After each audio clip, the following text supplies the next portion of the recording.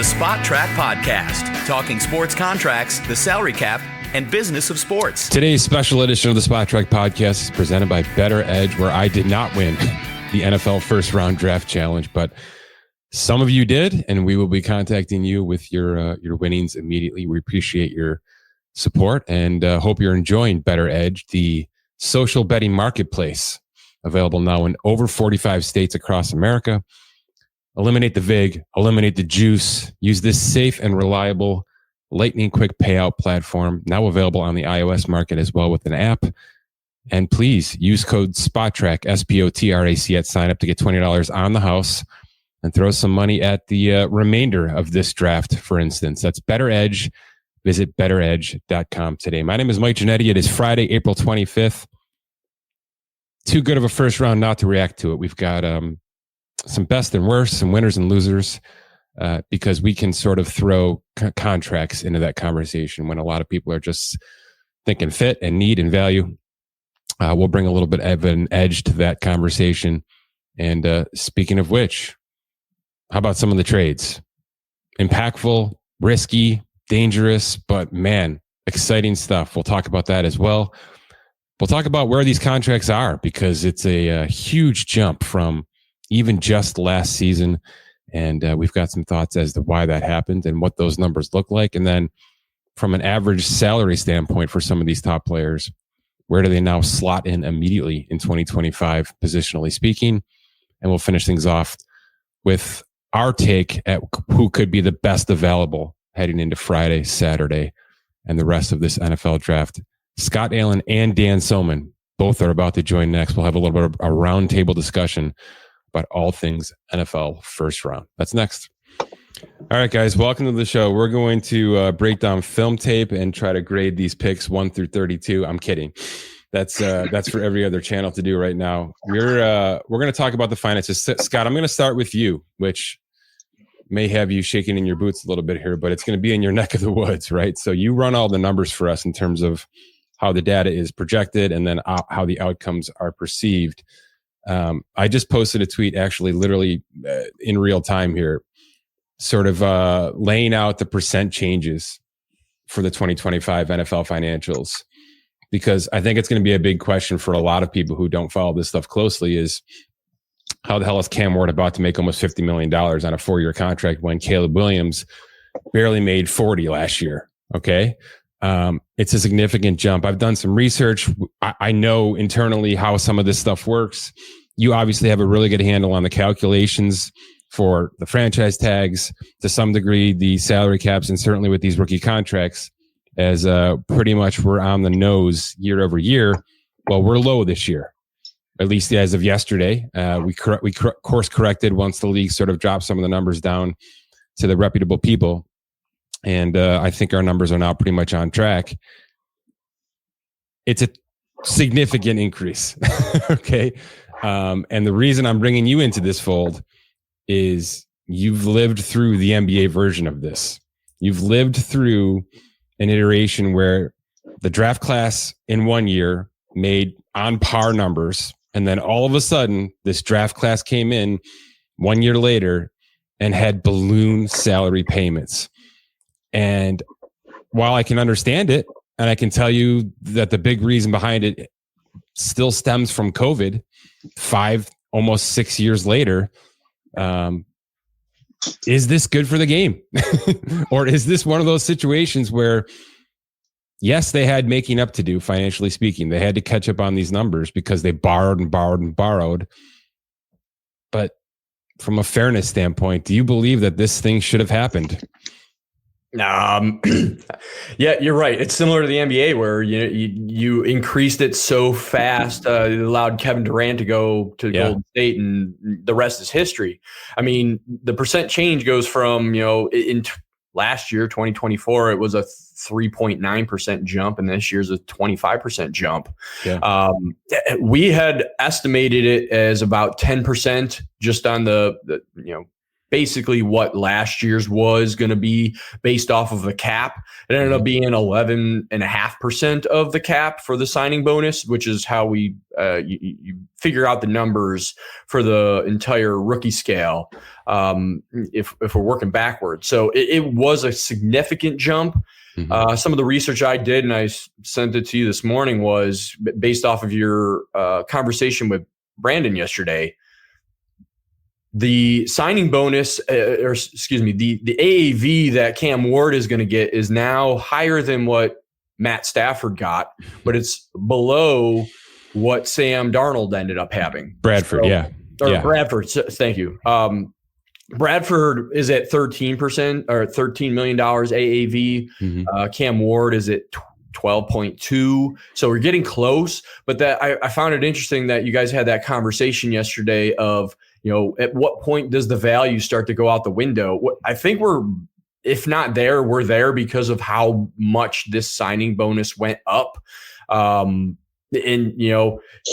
Just luck of timing coming into the draft when this signing bonus went up as much as it did compared to these years past. But when the rookie scale came in, Cam Newton's AAV was $5.5 million. So, I mean, look at where we are now. So if this rookie scale now continues to go up, we're going to exceed that Sam Bradford number. And who knows where it's going to go? Because if the cap, it's a similar conversation Keith and I've had. If the cap continues to go up, that maximum percent of 35% is going to continue to go up. So similar here, if the rookie scale is based off of the revenue and the percentage of the cap of going up, these rookie scales are going to continue to go up. So where's that breaking point, or how does the league at some point do a reset? To play devil's advocate, the Stafford and Bradford contracts that you're talking about are 2009 and 2010 number one overall picks. So if you think about it from the exact opposite direction, it took 15 years for this rookie wage scale to catch up to where the NFL was recently paying first round picks. That's what it took, 15 years. And by the way, we're not here without gambling, international games, right? Now, we might get there a little bit quicker if we don't go through 2020 COVID and we're not having this buyback situation that the league had to force itself to go through, and all leagues, of course. But specifically on Dan, I wonder, because you're completely outside of this looking in, but the initial conversation, which was Caleb Williams made 38 and change last year, and now Cam Ward's at 48 and change, or 39 to 48 in terms of their 4-year guaranteed contracts. Do you think there's going to be somebody that steps in and says, we can't have this happening? Because, Scott, let me ask you this quickly before Dan answers. Do you anticipate that this 11% of the cap increase is going to continue? Or do you think that this was an overcorrection because we're finally out of the COVID buyback era? Yeah, I don't know the answer to that. And I don't think the league necessarily knows the answer to it, but I think the NBA they made a mistake, right? And sort of dialed back. And now they have basically a flat max 10% increase that you and Keith sort of abide by yearly, right? So do you think the NFL will do that? Or do you think that this is just where the finances of the NFL are and we should be expecting this kind of jump, almost a $10 million jump in that number one pick annually? I think it depends on what the league wants to do. I mean, if they want to continue to bloat those numbers, obviously they're just going to let it ride. As the salary cap goes up, this number's going to go up. If they want to smooth it, I mean, that's probably going to have to be a CBA amendment to have to smooth that out a little bit more. I just did real quickly for next year what the signing bonus would be. The signing bonus, if it was an 11.5% of the salary cap that we're projecting at 307, it'd be a $35 million signing bonus, which would translate to about $3 million more. Yeah. Let's see. $3 million more on the bonus. So that's significant. 53 million. Yeah. So, then we're talking, it depends on what the league really wants to do. The NBA, they were smart and said, all right, we're not going to go any higher than 10% right now, and this is what it's going to be. If the league doesn't want to have that smoothing, and they are just going to continue to go up and up and up, then these rookie scales are just going to continue. Dan, where do you stand in terms of this, in terms of the whole global finances of the NFL, right? Because we're ignoring the fact that there's a $60 million player in this league right now, right? We're talking about 12 to 13 million per year, and sort of maybe with a negative connotation. So in the grand scheme of things, the gap is certainly widening and widening, but where do you stand in terms of where this scale is and the jump that it just took? Well, I guess I think the jump is appropriate if it is the correct valuation, right? I mean, like, if it wasn't too significant, if it should have been smoother, if they backtrack like you just laid out, that the NBA had done previously. I guess I'm probably missing the point on why it would be a major concern to them. Like, this is just a signal of league success, right? So I think my point would be more that it's just going to become a real divide between that top 3 to 5 picks. Yeah. That those are going to be reserved for premium positions. I was just about to ask this question. Do you think now some positions have completely taken themselves out of being a top 3 pick?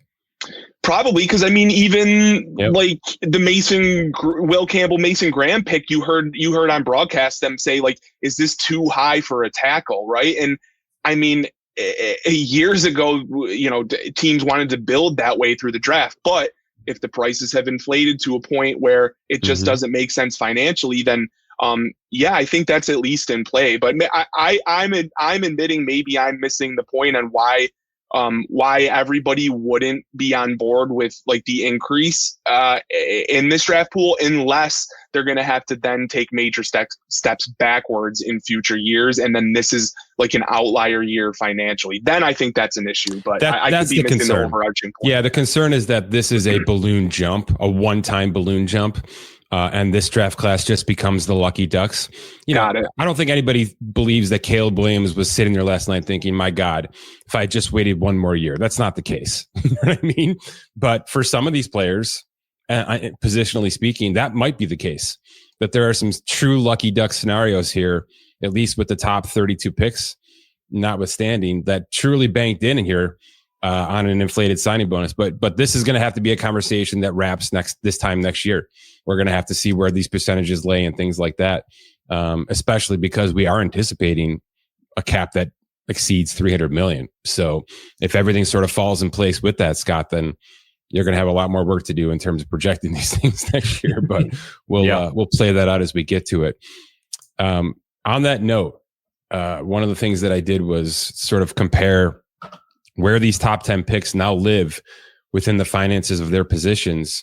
And Dan, I can throw this right back to you, because Ashton Jeanty is now the 10th highest average paid running back in football immediately, with a nearly $9 million AAV on his rookie contract with the Raiders. This is the conversation we're having, right? Because he's the number 6 pick.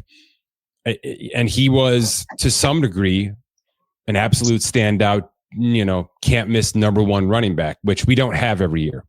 So have we seen the last of a top 5 running back? Well, if I want to support the point, if I don't want to step on the point I just made, I mean, as long as that divide lingers in that 3 to 5 range where we're like, okay, that's probably too much for that player. Or else, I'm not even gonna explain further. I think we're probably we're nearing the ceiling of that, at least. Yeah, that's pretty good stuff. The other APYs in terms of where things landed, generally speaking, about where they've always been, right? So Cam Ward is the number 1 overall pick. Essentially drops into the low 20s in terms of average quarterback pay. Abdul Carter, in terms of defensive ends, is 18th.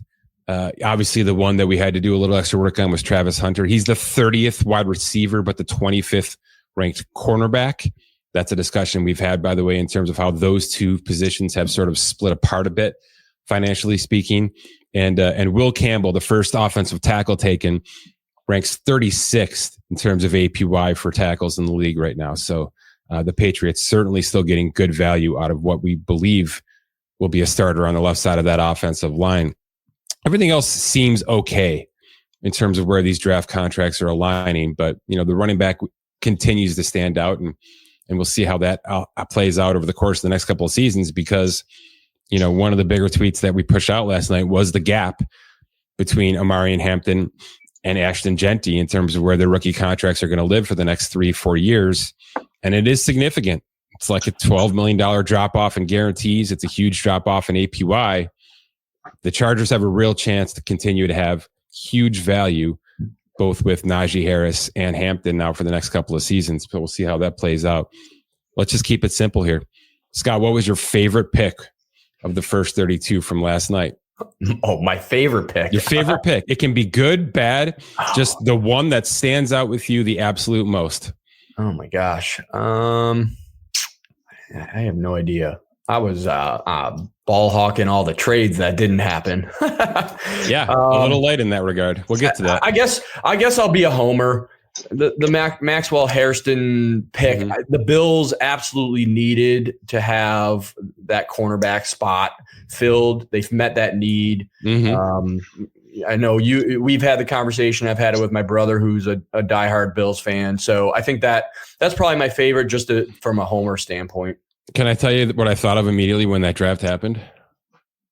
Every time this dude makes a pick, they're going to play that freaking Geico commercial in the stadium where Maxwell the pig is screaming in the backseat of that car. It's going to happen. So just get used to it. It's going to happen in Buffalo. It's exactly the kind of thing that would happen in the city of Buffalo. Dan, what was the pick that stood out for you?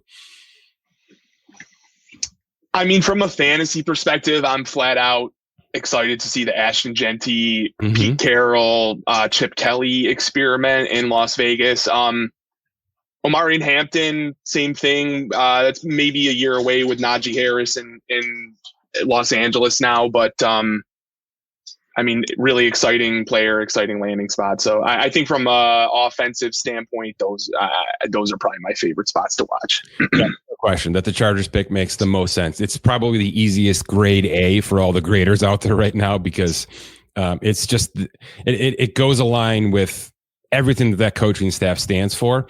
And oh, by the way, Justin Herbert has now proven that he needs a little bit of help, and that he cannot just be a pass-heavy offensive quarterback. He needs a really balanced, maybe even dominating running game to win a lot of football games in this league. So that one makes a ton of sense. I'll add, it's not necessarily a favorite thing. One of the things I liked seeing was there were 8 offensive linemen taken. Be boring or be nothing, man. Right. But from a standpoint that we've had the conversation for years, build in the trenches, and you got to protect these quarterbacks, especially these young ones. I was happy to see, like, Drake May, he gets, that blindside, protector, and, Minnesota, they ended up getting a guard. It's nice to see that there are teams that are willing to still be boring from the trenches standpoint. Well, we talk about the trenches here all the time. Most of the, analysis out there is about the trenches. I can tell you right now, the top 2 positions drafted yesterday were offensive tackle and defensive tackle, both with 5 players. It led the whole draft. So a third of the draft was the trenches yesterday. And that's not even including the 3 guards, okay? And then the 4 defensive ends, of course, who sit on defensive lines as well. So it's where teams are still thinking. It's where most teams go to reset themselves when they have a down year. Dallas, right? Houston. That's where they're going. So it still makes the most sense. Dan, I want to push to you because you mentioned the fantasy aspect. These 3 wide receivers, just your thoughts from a fantasy perspective, from a real life perspective, from a value perspective in this first round. Where do you think we sit with these 3 guys? Well, it's certainly interesting how it all played out. Ted McMillan, he has more like JSN vibes and like dominant number one alpha receiver, if you will. Doesn't mean he won't be a super productive player in the league, but the landing spot, you could look at it as good or bad. Bryce Young resurgence in the second half last year. May have missed on a couple of other wide receiver picks too. You know what I mean? Right. Offensive minded head coach. Yeah, they did Xavier Legette in the first round last year. So they clearly want to be have impact players on offense. But I don't know how it's gonna, I just don't know if he's gonna reach his ceiling in that spot, if you will. The Tampa Bay receiver that I would definitely Ibuka. He's just plugged in terms of short. It's a crowded spot there in Tampa. I mean, Mike Evans is 32 years old. Chris Godwin off of injuries, but they had invested pretty highly in wide receiver last year. Yep. So that was interesting to me. It really just felt like he was high on their board at pick 19, and it was like a run to the podium moment for Tampa Bay. Yeah, maybe not, but it does feel that way considering the other players they have there. Matthew Golden to Green Bay was super interesting. Kind of a hot button prospect coming into the draft. First, I mean, how long have we been wanting the Packers to invest a first round pick in a wide receiver, and this is when they do it? They must have conviction that they can keep him in line there and get the most out of him. So it's just interesting overall. Obviously, off of a 2024 draft class receiver draft class that was so highly regarded, it was way less appealing this year. And then on top of that, we got a bunch of questionable landing spots for these guys. So I'm more obviously excited about the running backs, but you might see some wide receiver value in dynasty or fantasy drafts in the summer. Considering guys like Colson Loveland, Tyler Warren were also high offensive wide receiver-ish type tight ends that got drafted as fantasy relevant players. So I don't know about the wide receivers overall, but there are some exciting offensive pieces that got taken last night. In terms of immediate targets, it's hard not to think that Tyler Warren's going to have the run of the mill here in terms of this first round, right? Everybody else seems to be in a bit of a crowded room, especially Ibuka and Tampa Bay. That seems to be more of a long play than a short play for that organization, which makes sense. But, I guess Ted McMillan could be the guy in certain instances for Carolina if it works out that way. But it seems like the Tyler Warren or the Indy pick was about as slam dunk as it gets. Yeah, they've been searching for anything at tight end for a long time. So obviously major quarterback questions. Who knows if it'll work out in the end, but a really well-rounded player that should step right in, be impactful in 2025. All right, we've waited long enough. Let's get to the Travis Hunter situation. It's the biggest trade of the day, I think. We'll talk about that in a second. And easily the flashiest pick for Jacksonville to go up. Brandon and I yesterday on the pod, he's a Jacksonville homer. So he's sort of downplayed the situation that Ashton Genty and those kind of big flashy players could be thrown into the Jacksonville mix. And they doubled down and said, no, we're not even going Genty. We're going to give up the farm to go up to 2 to take Travis Hunter to come and fortify both our weapons and our secondary, which, by the way, they need both. So, Scott, in terms of the trade and what was given up to get up to 2, is this of the mindset that this is what it takes? Or do you think that Jacksonville has overreached here for a player that we don't really know what the end game, what the destination is going to be over the next couple of years here? A little bit of both, I think. I was surprised by the amount of picks that ended up getting, passed around for that high as far as the quantity of picks, especially adding in a 2026 first round pick. But I think if you think Jacksonville, you're the team that needs that kind of player. We know that they're doing a lot to, play in London. So if this is your flashy player that you're going to build around with Trevor Lawrence to give him a target plus have him on the defensive side, sort of like a, Deion Sanders type where you got both sides of the ball there, then the price is probably worth it if it plays out how they hope it will play out. I think it's pretty good value on both sides here. I actually do. I realize that giving up that number 36 pick and then obviously the 2026 first to go up 3 spots sounds egregious. There's also a 4th round swap in there for in tomorrow's draft, but it sounds egregious. But I can't stop thinking about all the conversations the three of us have had about Shohei Ohtani. I just can't. And I know it's apples and oranges. It shouldn't be a comparison, but there are certain situations where you just have to throw comparisons and previous values out of the water. You just have to. It's just got to be thrown away, and you have to start at sort of a new frontier. And I think that's what Jacksonville expects this to be. There are a lot of teams that would have drafted Travis Hunter yesterday with one thing in mind.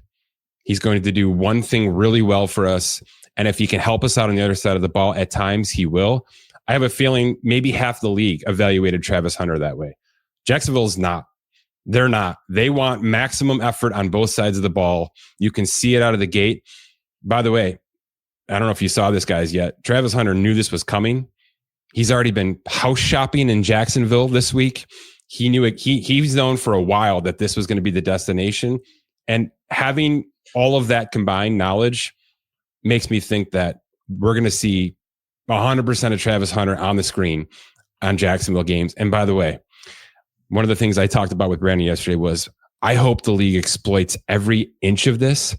Could they have found a better destination for their two-way player than Travis Hunter? The Major League Baseball had to create an international series just to get Shohei Ohtani's value maximized, right? They had to force themselves to go to Tokyo and Japan and all these places that I don't think many teams wanted to go to, right? The NFL's already got an international series in place, and it's expanding to countries every year. And now they get the two-way player that they've been craving probably for 20 years since Dion. And he's on the team that every year annually is going to be in London. It's basically a second home for the Jacksonville Jaguars. I don't think that could have worked out any better in terms of the marketability of this player. And by the way, he's from this area, grew up in this area, and now gets to become the hometown kid playing on both sides of the ball. It's a slam dunk. So it's one of those situations, Scott, where I look at the trade pieces and I think, whatever. It's just not even an analysis for me. Right. I'll add to this. While you were talking, I went back on our draft tracker to see what number 2 picks have been traded, and I had to go all the way back to 17 and 16 for the second pick to be traded. In 17, the pick that was traded was for Chicago moving up for Mitchell Trubisky. Yeah. But what San Francisco gave up to go, or what Chicago gave up, was a 3rd round pick, a 4th round pick, a 3rd round pick, and their 1st round, which was the number 3 pick. Yeah. The 2016, Philadelphia traded to go up to get Carson Wentz. They sent a 4th. They received a 4th round pick with that first. But what Cleveland ended up getting from Philadelphia in that case was a 1st round, a 3rd round, a 4th round, a 1st round in 17, and a 2nd round in 18. So when you compare that to what Jacksonville gave up, they gave up their 1st round 5th, so a 1st round swap, a 2nd, a 4th, and a 1st next year, but they also received back a 4th and a 6th. I think it's a better, if Hunter works out, it's way better than what those other teams gave up, because they at least got something in return plus Hunter. I think that's a really smart way to look at it, because you have to increase the price for that Philly pick, knowing it's going to be a quarterback.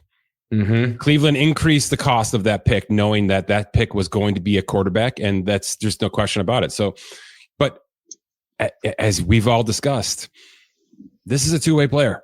You know what I mean? And he's going to be utilized as a two-way player for as many years as humanly possible. So this is not a wide receiver price. This is not a cornerback price, right? It's the combination of those two. And I think, all things considered, it's at least, initially speaking, worth the price of admission. Let's put it that way. For the Khan family, for what they're going to be able to showcase in London and all these things we've talked about today, they're going to make his money back. Let's put it that way. This is going to be the jersey. This is going to be the jersey right now. Cam Ward has no chance. Cam Ward is already an afterthought in this draft, and that's crazy. Can I ask more so to Dan in this case, from a fantasy perspective, how are they? Are they mostly going to make him a wide receiver? Are they going to put him on the defensive side? Because I know some fantasy leagues you can pick individual players. Is it going to be similar to baseball where you have to draft Ohtani as a starting pitcher and draft him as a batter separately? What are your thoughts, or what are you hearing, Dan? To be honest, I don't know how. I mean, most leagues don't factor in defensive, individual defensive players. If your league does, I assume it'll be on an individual case by case basis. A lot of teams handle that. Either like with Ohtani, leagues either create their own specific rule, or they go with a Yahoo, ESPN default. I assume that's what players will do here, but I mean, for all intents, I think he's pretty clearly going to get meaningful snaps on offense.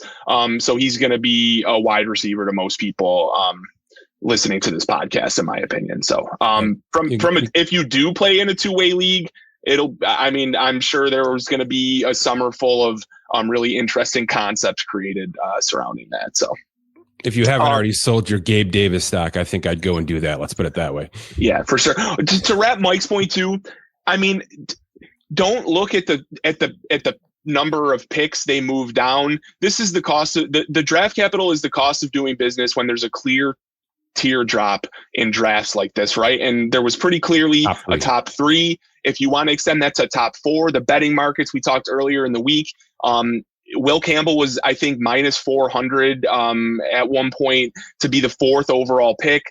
We don't really see that short of odds through the first four picks. So by all means, it was pretty clear that once you got beyond that top four around the league, there was a teardrop. And then you heard on broadcast, they said, really, it's just going to be pick who you like at this point forward, because you're just trying to fit square peg in a square hole, if you will. So that's just the cost of doing business. I wouldn't get too hung up on that. I think it'll be appropriate if it works, and no one will care what they gave up if he's a Hall of Fame player. Right? So really great transition into this next conversation, which is the Atlanta Falcons moving up 20 picks to go from 46 to 26 to draft James Pierce Jr., their second edge rusher of the first round yesterday. And the reason I bring it up, Dan, is because I did some research this morning too, surrounding this pick, just trying to understand if we're blowing it out of proportion, if maybe Atlanta doubling down on a position, something, by the way, I really like. And I think more teams are starting to do this. If they have a player, by the way, the Giants with Abdul Carter are tripling down on the edge rushers, essentially, right? They've got Dexter Lawrence, Kayvon Thibodeau, at least for right now. And certainly Carter fits into that mix as the triple threat. We've seen the Steelers now do this. We've seen Houston do this. We'll get to them in a second. Cleveland has done this. And now Atlanta did it in the same draft. They've essentially bookended their defensive line with back-to-back first-round picks. So I'm in on that. And by the way, one more. Malachi Starks joining Kyle Hamilton as maybe immediately the best 1-2 safety punch in all of football. I'm a big fan of, if you've got a really good strength at a position, double down on that position and become the best in the league at that position. And then we'll see where it goes from there. I think I realize that, teams like Philly and to some degree the Chiefs have shown that having a balanced roster works best at times. Not everybody has what those two teams have, and you shouldn't try to recreate that wheel too much. Do what you do and do it the best in the league, and see if that can buy you 2 or 3 extra wins. I think it works more than not.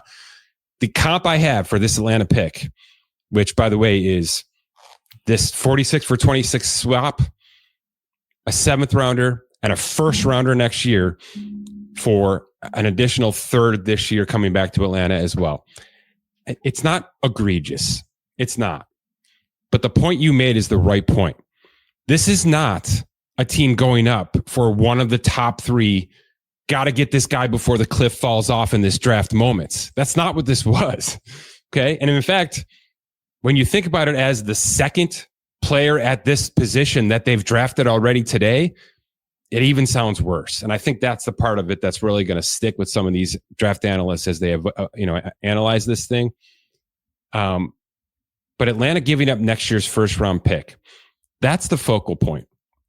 And before I ask you those questions, the comp that I found was Will Anderson.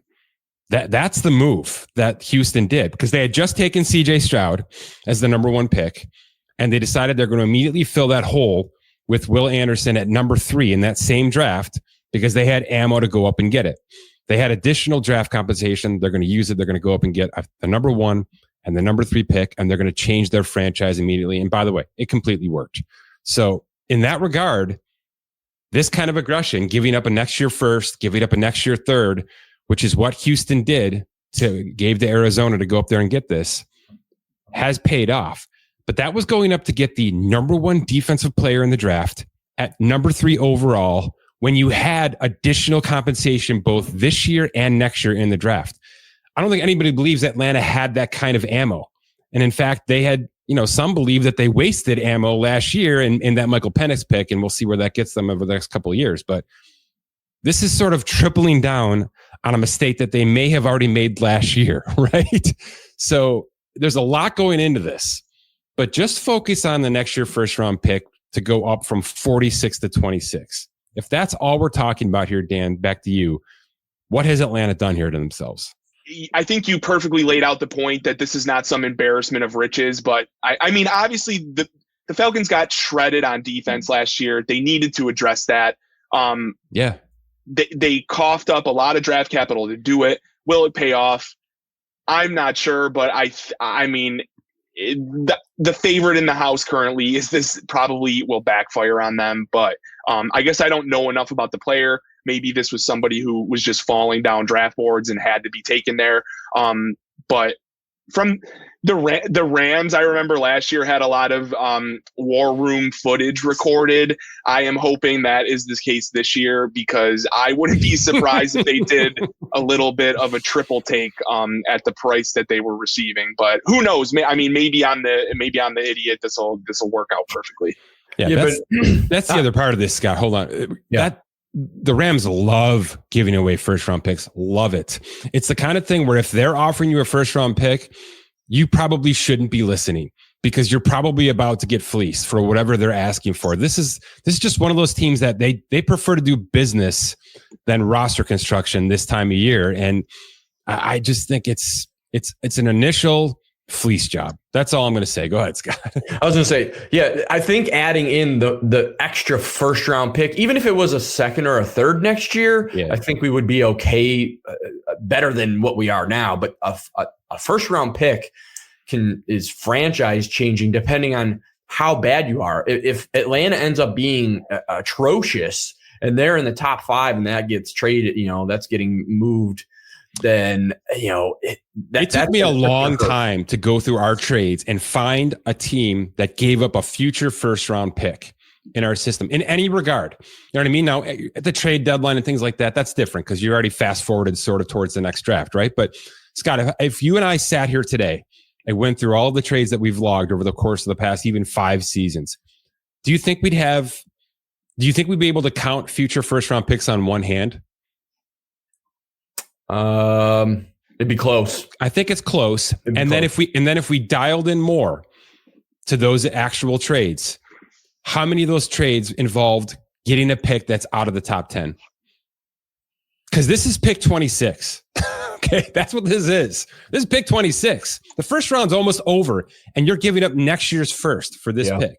Okay. Yeah, probably not. I mean, top 15 maybe, but not in the back end. Yeah. I mean, as Atlanta, you must have been dead set on wanting this player to have to double down on this, especially in a draft that everyone is saying and you guys talked about it yesterday. Has so many starters across the field that they must have been so dead set on having this specific player to go up that far. Like couldn't, they must not have thought they could get him at 31 or 32, to just squeeze in and maybe not give up the first round pick to just go up into the 32nd pick. They must have thought someone was going to go after him, but man, it just hurts. Well, it's the uncertainty of that pick next year too, right? I mean, we have a 1-for-1 comparison, quite literally the pick before, where the Giants moved up to draft what you like. Let me put it this way: if those two trades were reversed, and the future first rounder was attached to Jackson Dart, I would feel more confident in that risk, in them saying, we need a franchise changing quarterback. We have conviction this is the player. We will give up a future first round pick, even if that could be a high draft pick in next year's draft, right? It was flipped on that, though. So Atlanta instead did that. The Giants seemingly, I mean, I need to look at the draft, the trade value chart, if you will, but I have to imagine the Giants got that 25th pick for a cheaper price tag and at maybe a more impactful position of need for them. Now, again, maybe James Pierce Jr. turns into a Hall of Famer. All of this becomes a moot point a decade from now, but man, it seems expensive in the short term, right? Houston, at least based on what we have here, maybe there were some other picks that came in after that I missed, but Houston only got the second round pick out of this, correct? Or did I map that wrong? Because I have the Giants getting the 25th and then a third and a 26th third. Did I map that wrong? No, that's right. That's right. That's where we're at. So yeah. Giants ended up moving up, getting 2 extra picks and only gave up their second. I mean, compared to what Atlanta did literally 5 minutes after that, they're probably scratching their head like, man, we wish we would have heard of how much they gave up to go up. It's because you're right, Dan. If it was the other way around, we would be like, oh, this is okay. They gave up a first to go get that quarterback. But to see this and the Giants made out with an extra 2 picks out of it, I mean, head scratching. It happens. I mean, you get first round heavy, and things like this do happen, but generally not to this degree, and generally not for this type of player. A sort of bookend to a position that you've just aggressively gone after at the top of the draft. And we'll finish with this. What the Cleveland Browns did yesterday. Dan, I know you're a big Cleveland guy in terms of baseball. People are not happy, Mike. Oh, I know. And I immediately reached out to you when I knew this was going to happen. And I was I was following Mary Kay Cabot out of Cleveland, I don't know, starting at noon yesterday, because she was sort of Woj bombing this thing a little bit. Every single time she posted something, it had a little bit more directness to it. Like, hey, this is really starting to pick up speed to the point of where there's no question she knew about this days ago and was sort of allowing her sources, right, to sort of slow play this because they didn't want the cat out of the bag. And by the way, the NFL didn't want the cat out of the bag either. And you know they get involved with crap like this. Let's not even try to beat around that bush. This is a TV show. Friggin' 3 million people showed up to this thing yesterday in Green Bay and stood there like a New Year's Eve, in Times Square. This is a TV show. But what they did, and you know where my hat lives. I'm a value guy. I'm a reason and a logic guy when it comes to this roster construction stuff.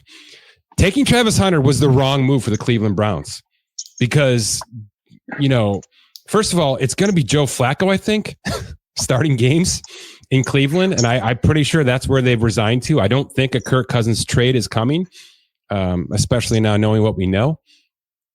But I guess there's a chance that one of the picks that was just given to them for this Travis Hunter move could be used to acquire Kirk Cousins for the next year or two. But this is smart stuff out of Cleveland, right? In all regards, taking the defensive tackle, now having 2 top second round picks here to play with, whether they use them or move them. I think we expect them to flip out of either 33 or 36 and continue to add more picks. And I think some of us thought that was going to happen at pick 5, even to continue to push this thing to fill 3-4 needs, not just one flashy need.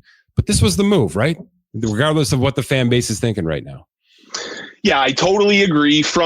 Purely from a timeline perspective of where these organizations are, like, again, let's play that game and flip it. If it was the Browns trading up with Jacksonville to go get Travis Hunter, we'd all say, what in the hell losing are our they freaking doing? minds. Yeah. Right. So regardless of whether he is a Hall of Fame game-changing player, the Browns are nowhere near close to needing that type of sorry, that's a bad way to phrase it. They're nowhere close to being relevant by simply adding that type of talent, right? They have so many other holes to fill that we thought that they should even keep going with this and keep trading down. I had seen a couple, public people laying out different realistic scenarios, like of a trade with the Browns and trades, with the Steelers, et cetera. So I have no issue with them doing it, but from a Cleveland Brown fan standpoint, I'm not going to sit here and claim I'm one of them, but I do have an ear on that ground, if you will.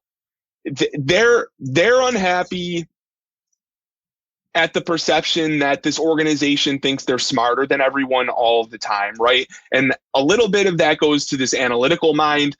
Going back to Sashi Brown, the let's tank for Baker, top overall picks, etc.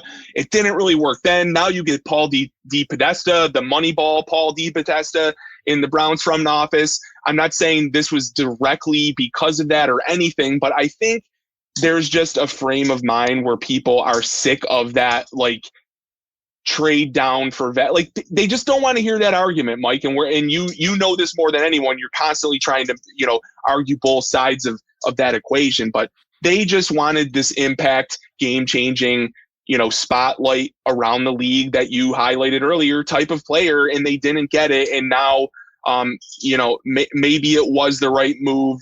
I like I just said, I do agree with you, but from their perspective, they're just sick of it. And I can't say I blame them for what they've gone through, right? So are they taking Shedeur Sanders tonight?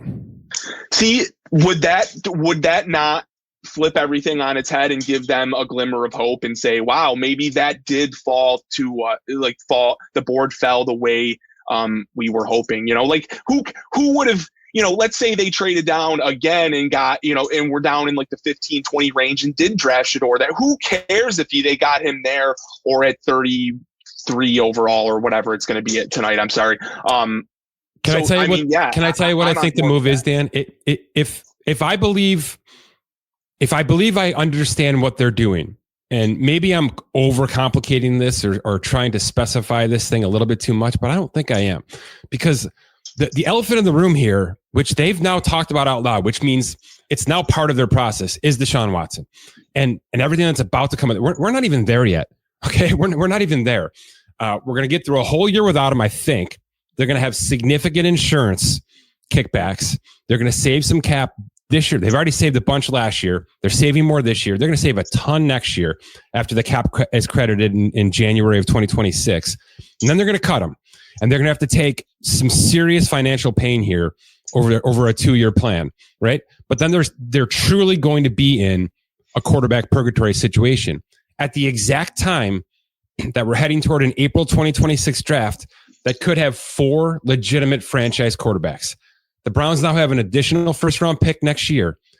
If they are serious about turning this thing on its head with this front office, and this front office is the analytical minds that you believe that they are, I'm trading pick 33. And I'm getting another second-round pick in 2026 from somebody who wants to come up and take one of these cornerbacks or edge rushers who are sitting there as the best available players. Maybe it's Will Johnson, okay, a guy who's slipped because of a knee injury but is a top 15 talent. I'm trading pick 33 and getting myself another second-round pick next year, which gives me 2 firsts and 2 seconds and 2 thirds and all the ammo I need to go up and get Archie Manning or any of these quarterbacks sitting in 2026 to properly fix this problem. And oh, by the way, I can be boring with the rest of my 2025 draft. I can be boring at the trade deadline. I can overpay UDFAs and try to find an unbelievable amount of value there to make this roster as good as possible for when we do get this quarterback in 2026. But they have a chance over the next 18 to 24 months to flip this thing on its head and become the Houston Texans and all these teams that have shown it can be done, or Washington Commanders, that it can be done in one draft when you do it the right way. So I expect them to trade pick 33 and maximize this draft asset value and then be boring at pick 36 and do this right. And if it's not the case and they make a wide receiver and an edge rusher pick at 33 and 36, then I'll eat my words. But that's how armchair GM Mike would play this thing. I would go all in on using 2025 to make 2026 the right way. I have no notes. That was beautiful. Ditto.